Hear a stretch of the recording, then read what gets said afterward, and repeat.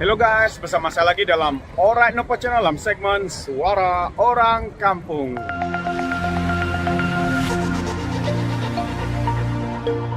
Oke, so sebelum kita teruskan, jangan lupa tekan butang subscribe, like, dan share. Mari kita ikuti berita panas hari ini. Ini adalah berita terbaik untuk seluruh warga Malaysia, khususnya Parti Keadilan Rakyat, yang mana beberapa antara kumpulan yang telah mengkhianati Pakatan Harapan dan juga mengkhianati Parti Keadilan Rakyat, ya, yang diketuai oleh Azmin Ali hari ini.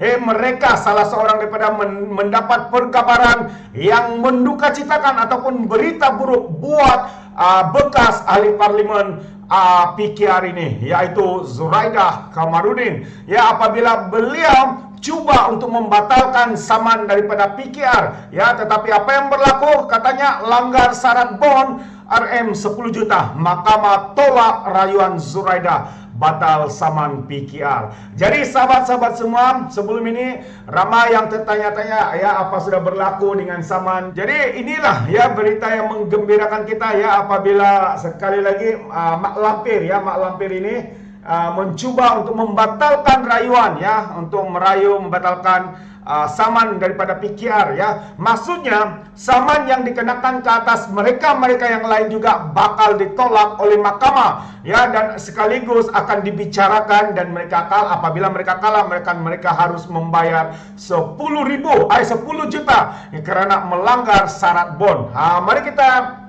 Mari kita baca bersama dengan detailsnya sekali, apakah yang dinyatakan, apakah details, ya, di dalam mahkamah menolak rayuan daripada Zuraidah Kamarudin ini.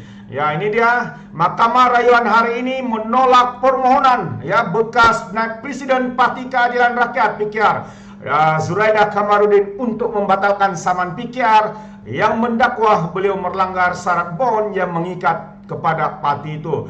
Panel 3 hakim diketahui Datuk Wazir Alam Maidin merah dalam keputusan 11 suara berkata mereka bersetuju dengan dapatan Mahkamah Tinggi bahawa isu kesahihan dan kesahan kontrak di antara Zuraidah dan juga PKR hanya boleh ditentukan melalui perbicaraan penuh, katanya. Ini antara kenyataan daripada hakim yang memberikan keputusan. Katanya lagi, mahkamah perlu mendengar keterangan penuh secara berdokumen maupun lisan viva voice sebelum membuat keputusan. Jadi ada harapan, ya, untuk Parti Keadilan menang.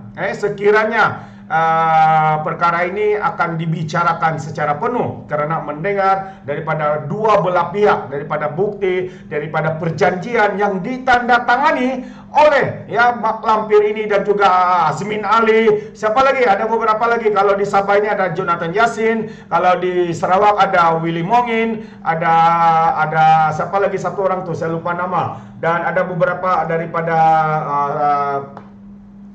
Semenanjung sana, ya, juga yang turut juga menjadi pengkhianat, ya, keluar daripada parti, ya, itu yang berlaku.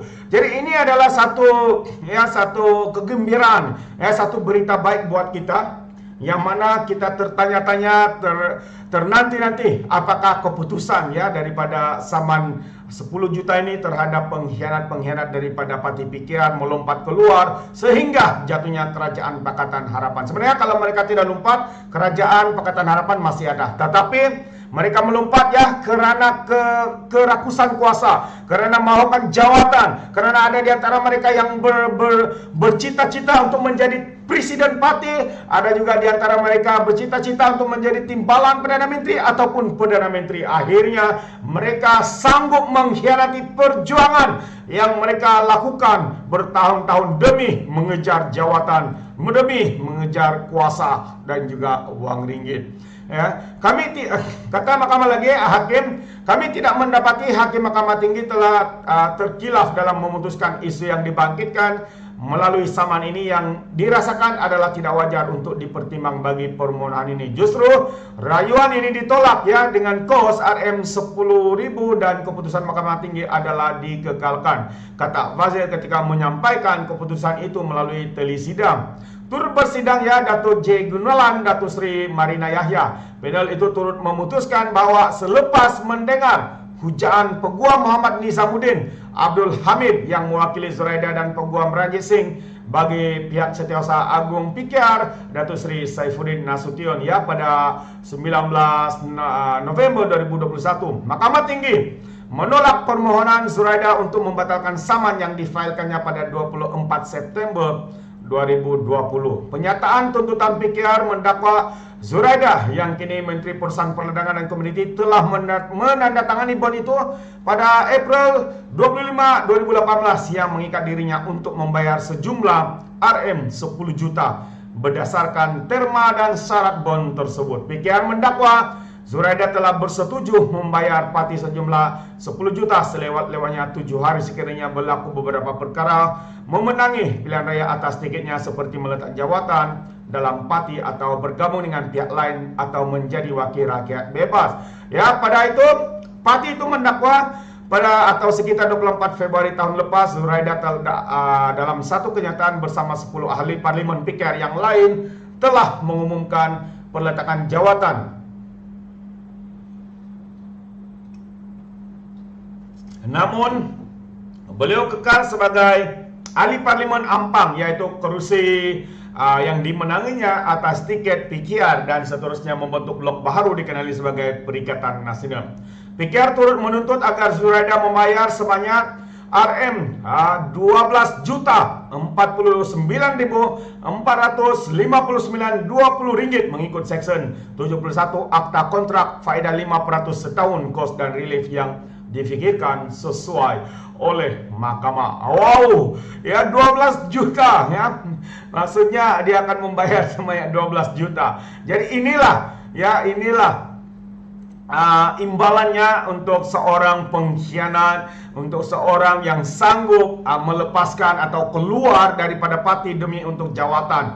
Ya, demi kononnya memperjuangkan bangsa dan agama, tetapi hakikatnya apa yang mereka perjuangkan hari ini sahabat-sahabat hanyalah memperjuangkan kedudukan, pangkat, jawatan dan juga uang ringgit. Mereka sanggup mengkhianati mandat, mereka sanggup mengkhianati rakyat yang telah memilih mereka sebagai wakil rakyat mereka. Namun karena ketamakan ya dengan rakusnya mereka hari ini adalah satu lagi berita yang sangat menggembirakan kita sahabat-sahabat semua apabila mahkamah menolak permohonan untuk membatalkan kes ini, kes saman 10 juta daripada Parti Keadilan Rakyat. Jadi inilah satu lagi berita baik bagi kita. Rasanya ya kalau Zuraida gagal mesti seharusnya ya mereka-mereka yang juga telah mengkhianat pasti akan menerima ataupun terpaksa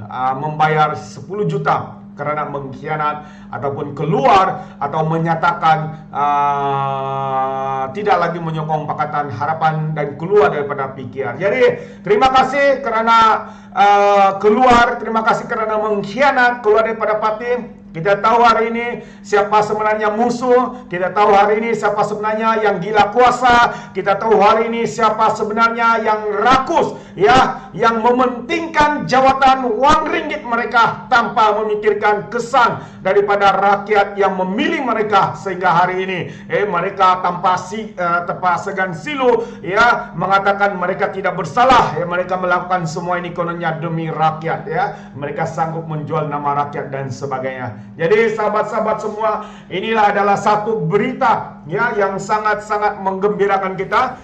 So, oke guys, so sebelum saya mundurkan diri seperti biasa, peribahasa mengatakan tak apapun kangkap, tuaton keinginan. Sekian, bye bye.